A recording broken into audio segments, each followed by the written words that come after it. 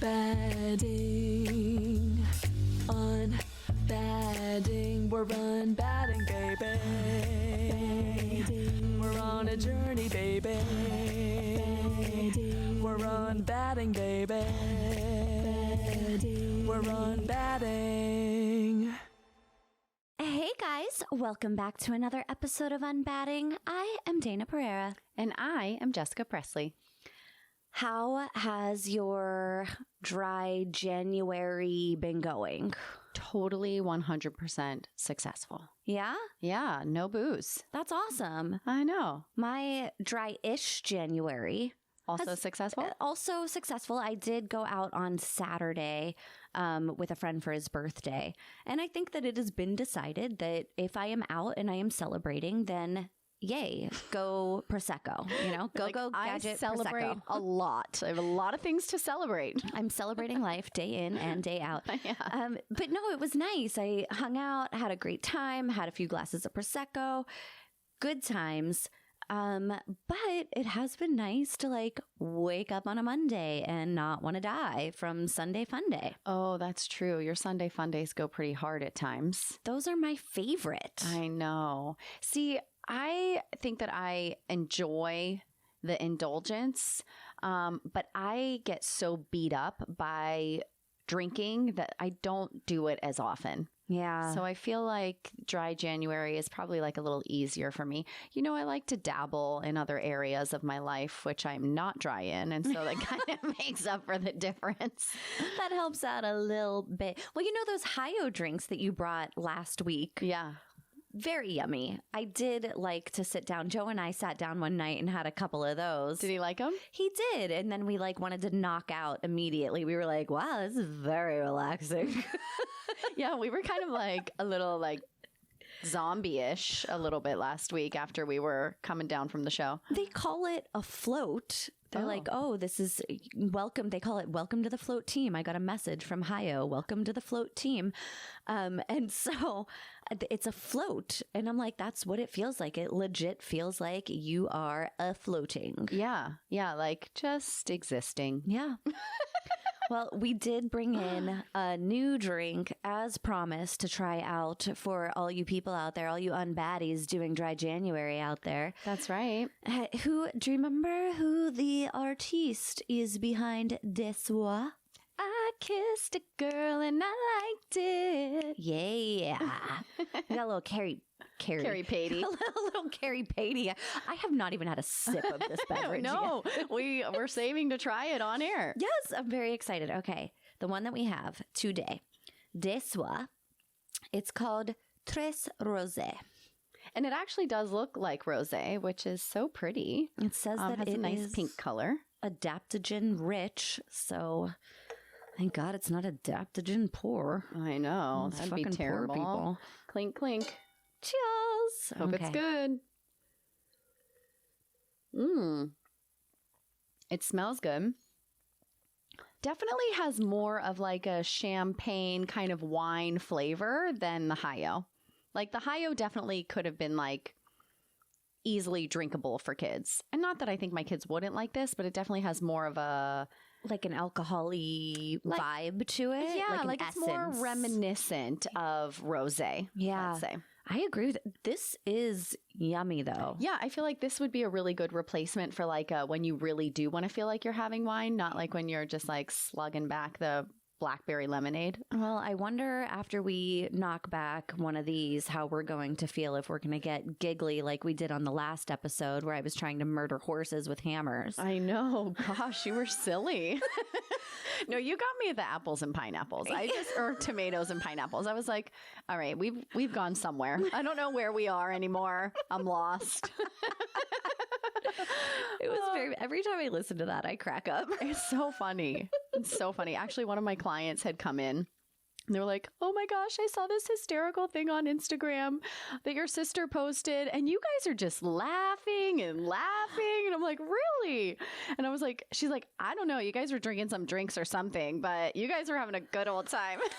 That is so funny. I forget sometimes that your clients can see this shit. Right. It's sometimes a little dead sobering whenever they come in and they're like, I listened to that episode. I'm like, right. What did I say? Yeah. Which trauma did I unveil last week?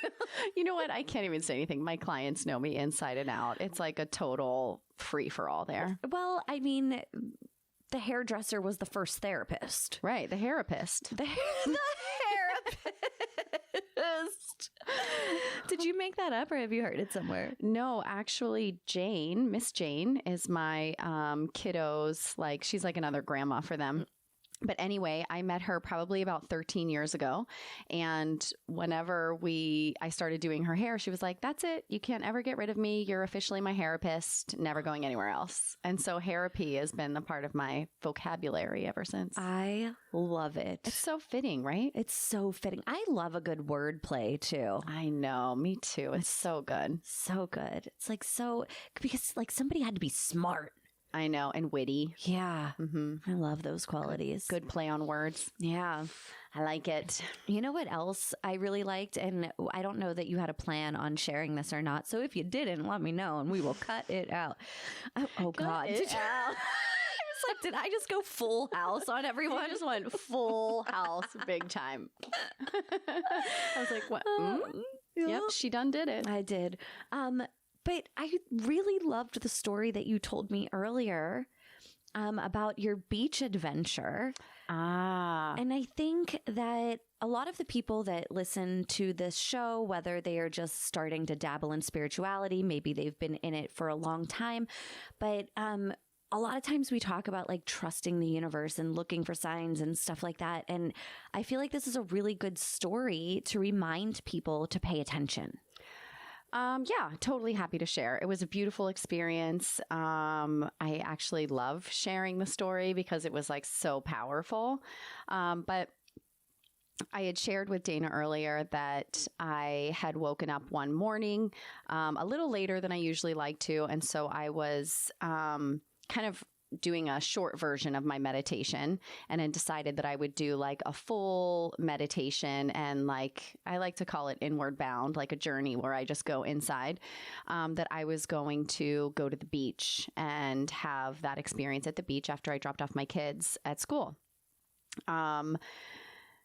I had shared with you earlier that it was like just this 2-hour battle back and forth about like where to go. As you do. Yes, I do. You know what? My intuition will guide me, my higher self, call it spirit guides, call it guardian angels, whatever. Something is communicating to me. And it was very specific. And you hear it. I hear it. When I thought, I don't want to be rushed through my meditation. Instantly I heard, felt, knew, go to La Jolla Shores. Yeah. And I battled with that back and forth and back and forth, and came up with about 1 million other places that I could go instead. But then had to come back to the resolve that I was supposed to go to La Jolla Shores. Yeah. Listen to your fucking self. I know. I struggle with that. You're not the only one. I guarantee you other people are like, yeah, been there. Yeah. So I go to La Jolla Shores and I've got my cacao with me, and in my cacao is my microdose for the day. And so I know that I'm going to go on an introspective journey. I'm going to be taught some things. I'm going to be healing some things. I grab my cup, I grab a notebook, and I head towards the beach. And as I approach the seawall, I take off my shoes and I want to get my feet in the sand. I want to get my feet in the ocean. And I'm kind of pondering, like, what do I do with my shoes, right? Yeah. And so I decide I'm going to set them on the seawall. And I have this little voice that's like, what if someone steals them? Right. Because, I mean, it's possible. It's very possible. There is a very large homeless community in San Diego that, you know, that is a possibility there. Or, I mean, sometimes you just got cute shoes. Yeah. Somebody's like, yo. They're like, those boots look cozy. Yeah. So, I'm like, do I hide them behind the seawall? Do I put them on top of the seawall? Back and forth. Anyway, I decide, whatever, I'm going to put them on the seawall and kind of have this understanding intuitively that, like, if I'm not meant to have him, I'm not meant to have him. If it's not meant for me, then my time here is done with them. Or even if somebody takes them, then they needed them way more than I do. Exactly. Yeah. Exactly. So I'm kind of sitting with this message that whatever, they're on the seawall, we'll just go. Well, I stick my feet in the sand. I walk towards the water, cacao and journal in tow. And as I approach the water, I see a little white circle in the sand and realize that it's a sand dollar. So I pop it over with my toe. And whenever I look at it, I notice that there's like a little like perfectly round circle in the top of it that's kind of chipped out. Yeah. And so I was like, I'll just leave it go. And I step over it and I keep walking. And something about this sand dollar just really stuck with me. I wasn't able to just walk over it and keep moving through with my day. It was just gnawing at my mind. Like there was something that I was supposed to be paying attention to there. Yeah. So I find my quiet spot. I set my intention. I have my drink, offering gratitude, just really being in the space and enjoying my walk. And so I'm like, okay, this is far enough, ready to go back. And like looking way off in the distance, trying to see if I can see my shoes. And I don't see them there. I'm like, oh gosh, where are they? And the sand dollar pops back in my head. And I'm like, just let it go, Jess. And as I'm walking, I'm noticing that there isn't even really any shells on the beach. We've been having like a lot of high tides and a lot of like really big swells. Yeah. And so the beach is pretty clear. And I had told you this earlier that like, it's not often that you find a sand dollar at La Jolla Shores. Yeah. I know that seems odd to say, but there's like a beach specifically in San Diego that you find a lot of sand dollars at. It's in Coronado. And for me, when I go to La Jolla Shores, I've never once found a sand dollar there. Yeah. So it was just a little stuck there. I couldn't let it go. And so I kind of like got this message that I just need to let it go because what is meant for me will be in my path. Ooh. Right? That's like the download that I'm getting. And I'm like, okay, let it go. If it's meant for me, it'll be in my path.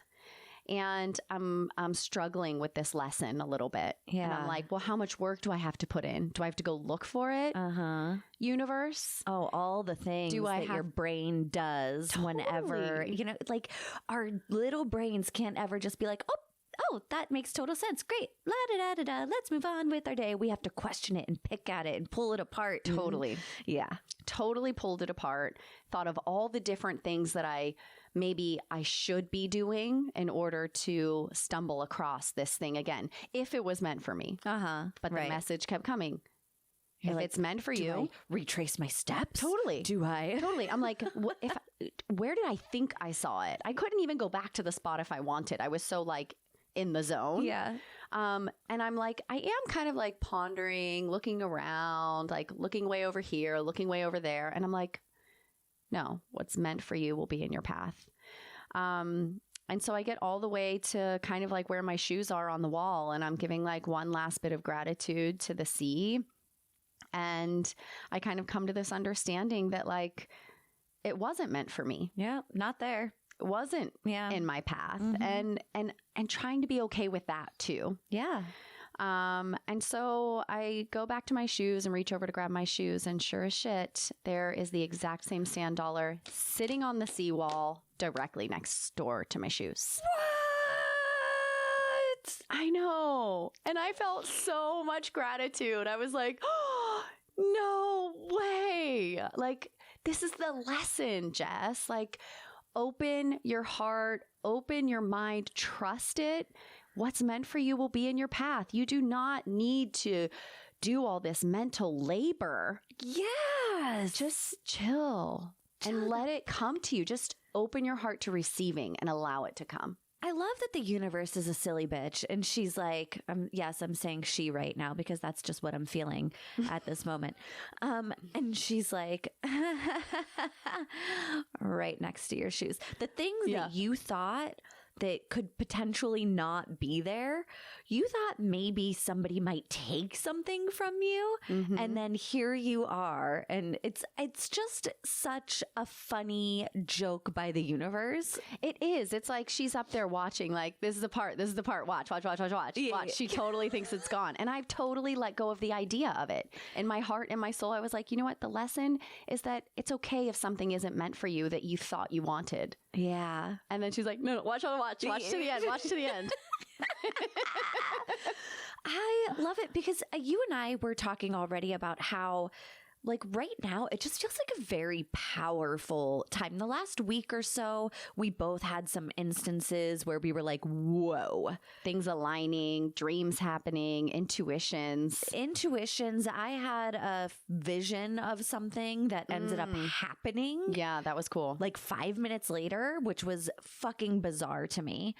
But stuff like that is happening.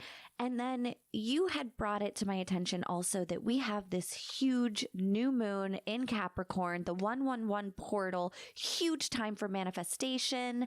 And I can feel it. Yeah, I can feel it too. I don't know if it's like that I am more intuitive and more connected, or if it's just like across the board so powerful that everyone is just really feeling it right now. Yeah, I think that the people that are open to feeling it can feel it. Yeah, I can feel it. Definitely feel it. There's a lot of things that we can feel. And I think a lot of people, especially at the beginning of the year, we're still trying to get like unstuck from the stuff that was going on in the end of 2023, right? Like sometimes you just get stuck and you have this idea that 2024 is going to come and you're just going to like shake it off and shit's going to happen. And if it doesn't start happening right away, you can kind of get in a funk over it. Yeah, I think that with any sort of like momentous marker, right? Or special day that happens that there's a build up to, there's always the opportunity for a letdown also. And one of the things that you and I have been talking about a lot, because we were talking about things that we want to call in for the new year, is perspective. Yes. And I feel like, in those instances where it's feeling like things just aren't happening fast enough, or you were expecting some big welcome party and it just wasn't there, shifting perspective is such a great way to kind of coach yourself through the things or through the letdowns that you feel like you're experiencing. Yeah, because perspective is what? It's just a point of view. It's your point of view. Right. And the thing with perspective is that every single person out there has one. Yeah. And they're all different because it's the view from which you stand. Yeah. And your experience is different than my experience. That's why we all have different opinions. And that's why, like, it's hard to say, oh no, that person is wrong, because you're not standing in their shoes. You don't have their POV. Exactly. Yours is different. Yours is skewed in a different way. Yours was developed from different experiences. Did you ever have like a friend, like you were ever like a friend of a couple and they like had a fight, or maybe two of your girlfriends had a fight and they're both giving you their side of the story? Yeah. And you're like, yeah, I totally get what you're saying. And then the other one gives you their side and you're like, yeah, I totally get what you're saying. Like they both feel totally justified in their truth because that's their perspective. Yeah. And it happens a lot. And then there are times when I fight with my husband and he's just wrong. Most of the time. His perspective doesn't count. His perspective is skewed in bullshit. That's not true. Love you, honey. But again, perspective comes from life experiences, and changing your perspective also comes sometimes from life experiences. Yeah. I feel like right now I'm in a place in particular where my perspective feels so important as a way to like help myself through difficult times. And I feel like whenever my perspective kind of goes dark, it's really a struggle to pull myself out of those spaces. So perspective being such a big word for me this year, it's like really with awareness and intention of watching where my perspective is going, and then allowing my higher self to guide in the ways that it's kind of going to the bad place. So whenever you are around other people, do you ever try and shift your perspective to what they might be thinking? Some people say put yourself in other people's shoes. Is that something that you try and do, whether you're having a disagreement with your husband or with, I mean, is that a go-to practice for you? I think it's much easier for me to put myself in other people's shoes. So that is something that I do regularly. I feel like I do try to like see the other side of the coin. Mm-hmm. With my husband, it's a little bit harder because we're so interconnected. You know, it's like the emotions are bigger and more triggering. As of the last probably 2 weeks, though, interesting enough that you're bringing this up, I really have been trying to see me from his point of view and experience me from his point of view. Do you think that he also does the same thing? No. That's where I get caught up, because I am a person that tries very hard to see the point of view of somebody else. If I'm having a disagreement or even, I mean, whatever it might be, I do try and put myself into their shoes and see from their perspective. I have a fucking hang up of thinking that nobody else does that for me. Interesting. And I don't know if it's a story that I tell myself. I've validated it to myself 100 times over, especially when it comes to particularly my husband, because he is the person that I'm most connected with on a daily basis. Right. And I just find that's like something that I'm trying to release right now, is that story that I do things for everybody else. They don't do the same for me.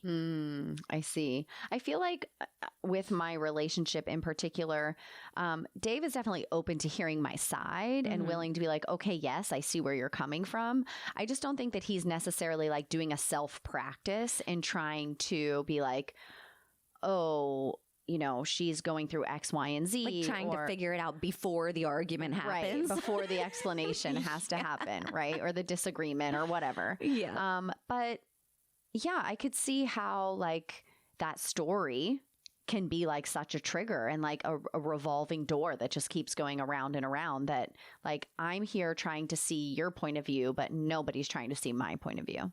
Yeah. And I think, I mean, a big, huge thing that nobody likes to talk about because it's a fucking awful, terrible issue and I hate it.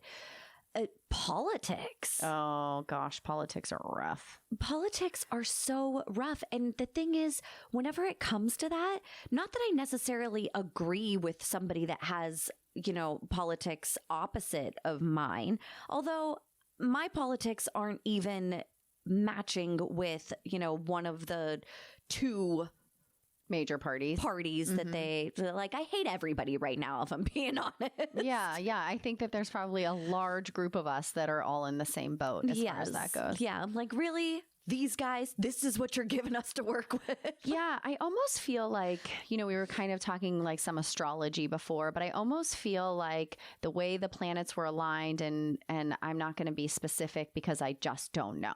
Yeah. But I feel like we have been in an energy of conflict for a long time. Yeah. And opposition. Ugh, so much. And it feels like politics are a really great example of that. Mm-hmm. And it's like, I can't see your side, you can't see my side. And that feels relatively new.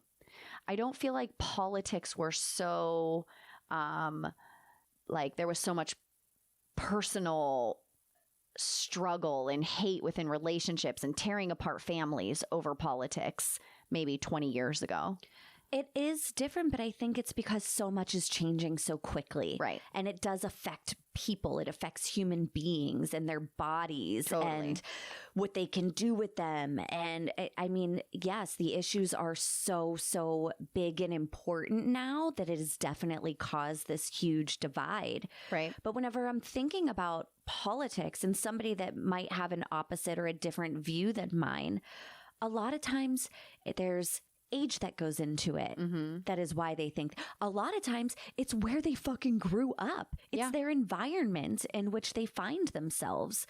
That's why different parts of the country have different political views. Does it ever blow your mind though when you run into like an our age-ish California male that supports Trump? No, I know so many of them. Oh, it always blows me. I'm like, oh, how did we cross paths? Oh my God. Like they startle me for a second. Well, listen, I used to go to a country bar. Oh, well, that's very true. So I know quite a bit. And I try hard because a lot of people I really love as people. So, you know, we won't get into all of that, but it is interesting trying to put yourself and figure out the perspective of somebody that you super don't agree with. Yeah, I personally had like a experience with that whenever this is again like a really big heavy topic, but when the Palestinians were being bombed by Israel, and there was like a lot of, I mean, there still is. There's still, there's a lot going on there, right? But I had an immediate frustration and like response of like me against them whenever it came to Israel. Yeah. And I had to realize, and this was a personal evolution, that like I might not agree what's happening. And what happened to them was bad. And what's happening to the Palestinians is bad. It's all bad. It's all bad. So can humanity allow us to just say, hey, you know what? I stand in the perspective that any life lost is a fucking tragedy. But this war between these two, again, it's very divisive. It's polarizing. It's making you against them, me against you. Yes, agree. And that's what I experienced in when we were talking about politics. Also, it was like, well, if you support this person, then you and I can't be friends. You know, it was like the internet was blowing up over politics a few years ago. It's about to again. I know. So buckle the fuck up because we have an election coming, and I am already like, give me a shovel. I am burying myself until I don't know 2040. How do we think 2040 is going to be? I don't know. How old am I going to be then? I don't even care. I will come out a fucking raisin. I don't care. Always going back to the grapes. Hey, you know me. I love my wine. And you know, I'm pretty impressed. Yeah, Katy I actually Perry. am too. Thank you, Katy Perry. This is delicious. And so what ways do you feel like perspective has either guided you in a positive way or has like hindered you in a way that you needed to kind of reflect on and change course? Well, interesting that we were just talking about all of that because it's definitely hindered me in my life when I refused to be open-minded. When I took a hard stance on something without giving any room for me to learn new information, maybe. And I think that's another thing. Like, if you learn new information that changes your perspective, it's okay to change your mind. That is so important to say. We got to say this one again for the people in the back. You have every right to change your mind. And for people who like really want to like hold on to the original idea to save face or have pride or whatever, you are saving face by saying, I don't agree with what I thought before. I've had a change of heart. I've changed my mind, and I don't have the same perspective that I had 8 months ago when I said this thing. I think that too often we force people to like be in the box that they originally put themselves like in. Pick a lane and stay in it. You don't get to change lanes ever. And that's unfair because not only are you evolving and growing, hopefully, and learning new things, you know, the world around you is changing too. And, you know, however long ago they said that homosexuality was an abomination and you should be fucking hung from a tree. And things have changed. Yeah, there's room for change. There's room for expanding the mind. There's the room. Fucking church is on board now. Yeah, the church is sporting the gays. Some of the churches. Well, I mean, the Pope is. Yeah, so true. if you are, you know, Catholic, Thanks, Pope. Yeah, then. So I think that it definitely hindered me, especially in my younger years, where I was very strong in my convictions and, quite frankly, uneducated. Right. Don't you think that's kind of like a symptom of... Yeah, I do. I think a lot of people that are very strong on their convictions, or that are like putting other people down, or there is an ignorance attached to that. Right. So like perspective is like personal point of view, right? And then there's worldview where you can see the big picture for everybody, not just from where you stand. Yeah. And I think that the resistance to the worldview is somebody who does have a very narrow perspective, or like maybe has been sheltered or lived in a small town, or hasn't really allowed their mind to expand openly or feel safe to expand. Yeah. And then as I got older, now I try very hard to have an open mind and to have empathy, and to give myself some grace if I decide that something's not serving me anymore. That belief system isn't working out for me anymore. And also, like, so for example, and this is a very minuscule thing, but I had a friend and she had said to me, like, ugh, I'm going to do this thing. I'm like, let me try and figure out a thing that doesn't make it like so obvious who my friend is. I am not going to let my husband watch football on Sunday. Okay. And then she got exhausted and she was like, you know what, just watch football. I don't care. And then she came to me and she was like, I know that I said that I wasn't going to let my husband watch football, but, and I was like, yo, sounds like a win-win. You didn't have to deal with it. He gets to watch football. Please don't feel the need to explain yourself to me. Right. You get to make choices. And then if you change your mind and you decide you're going to make a different choice, great. Make it. I am just here to be a supportive friend that is in your corner, that is like, hey, you're exhausted, didn't feel like dealing with it. I get it. I understand. There are bigger things that you need to tackle. Absolutely.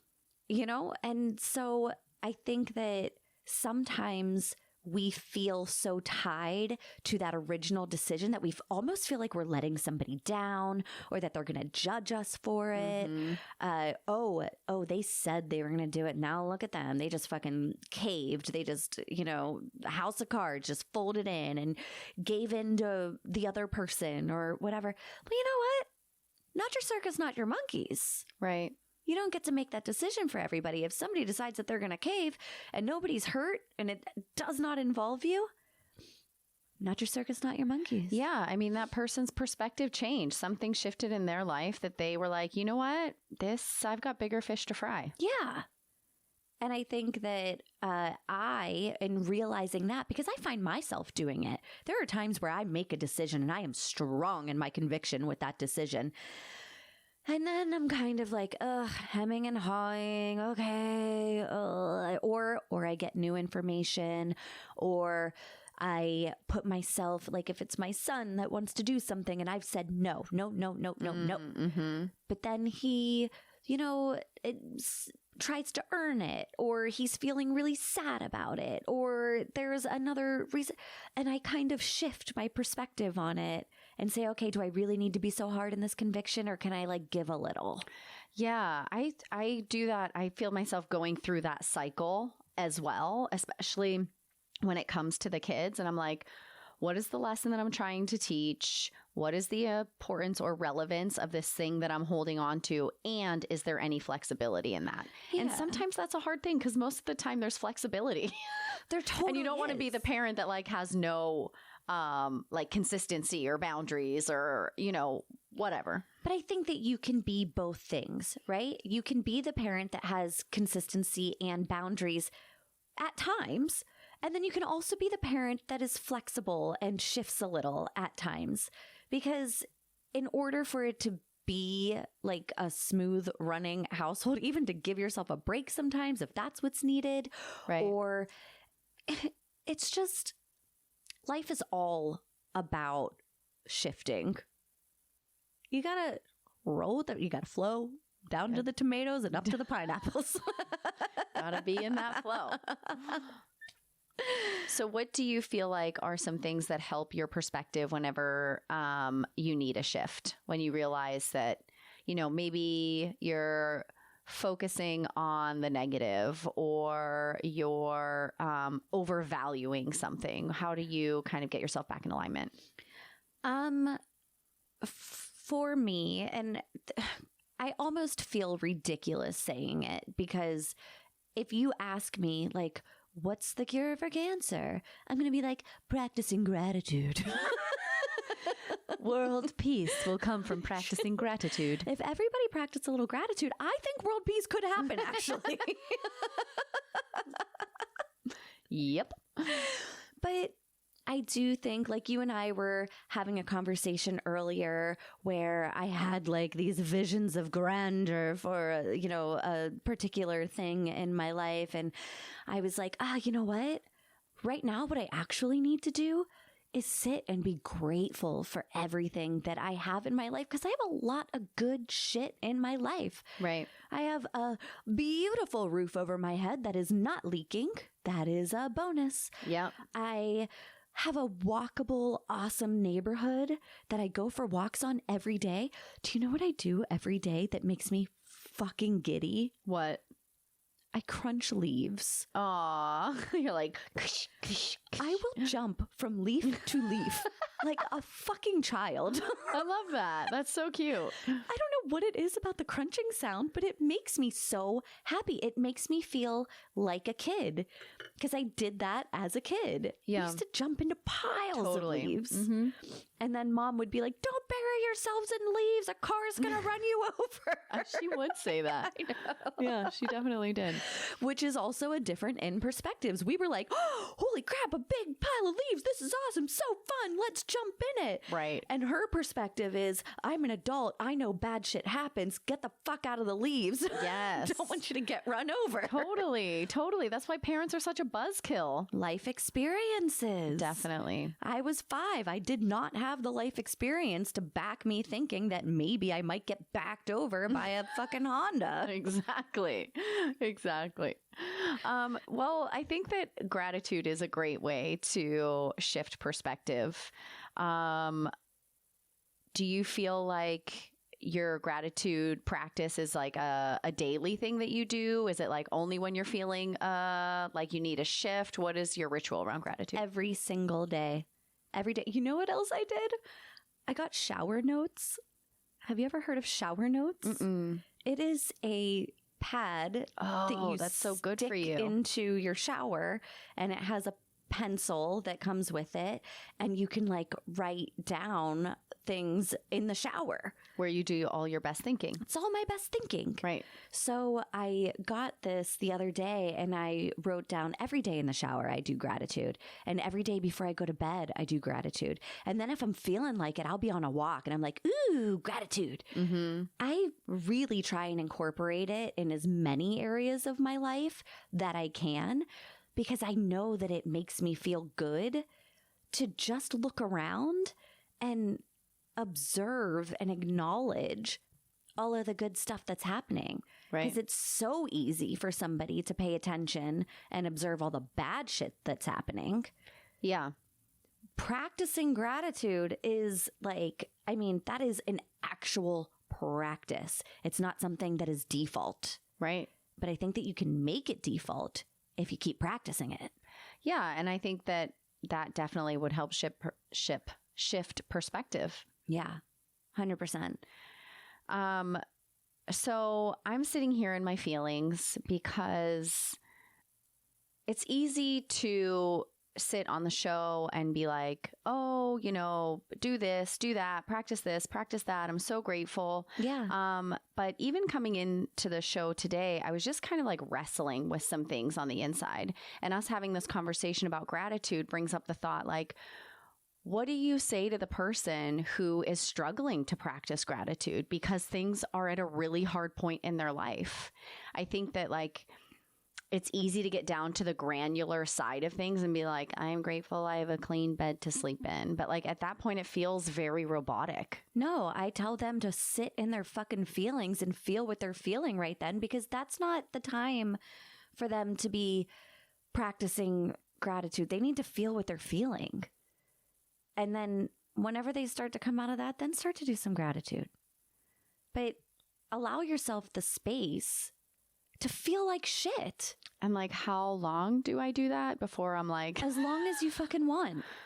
Yeah, that seems like a hard thing for me. This is why perspective is such an important word to me this year, is because I feel like I've been sitting in the shit for so long. Mm-hmm. And, I'm just going to be like super vulnerable with you and with our listeners that like, it is so hard to consistently elevate myself and pull myself out of the fucking bottom of the barrel when shit around me is just chaos and hard all the time.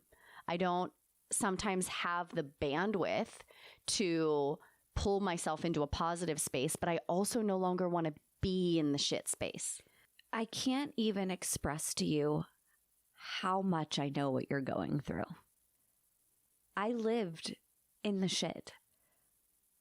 I would look up at my bedroom fan and think like, maybe I should just hang myself from it. As a mother with children, I have thought about suicide in my life. I can't even tell you, hundreds, thousands maybe of times. I like to think that the person that I am now could be like a beacon of hope for somebody to know that you can come out of that shit and that it can be good. It's work though. It's fucking hard. You have to feel the shit. You also have to do the work to come out of the shit. And I think that sometimes that's where people get stuck, because being in the shit is comfortable and it's easy. And coming out of it, and it depends on what the shit is, everybody's experiences are different.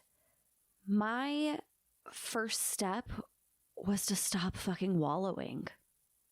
My second step was reading The Mastery of Love. And these are just little tiny baby things that I would do that kind of like helped shift my perspective. The Mastery of Love sounds like a book on like romantic relationships. It's not. It's all about self-love. Mm-hmm. And I still go back to that. The Alchemist is another one. It's really hard because I know that you're going through a really tough time in your life and that it's been going on for a really long time. And it feels endless. It does feel endless. And that's where like I'm like clinging on to perspective with hope that like even if nothing changes, if I could just change my perspective, then maybe it wouldn't suck so bad. I think that it's going to come out the other side. I think that in a year from now, you're going to be whistling a different tune. I cling to that hope. I do. put it out into the universe. I trust that you deserve it, that you deserve to walk an easier path, and that it's coming. I hope that you think that you deserve it and that you can trust that it's coming and try really hard not to battle it in your head. That is going to be the toughest part. It's always the toughest part, right? Yeah. I do think that I deserve it. I know I deserve it. And I am like really just hanging in tight and waiting with an open heart to like just receive. Mm-hmm. You know, overthinking it is a struggle, of course. I struggle with overthinking. And part of my shift in perspective is trusting that what's meant for me will be in my path. And I think that you are going to find an abundance of sand dollars presenting themselves to you in your life. Yeah, I think so too. And I think that's going to be the universe's reminder to you that you're on the right path. Trust what's in your path.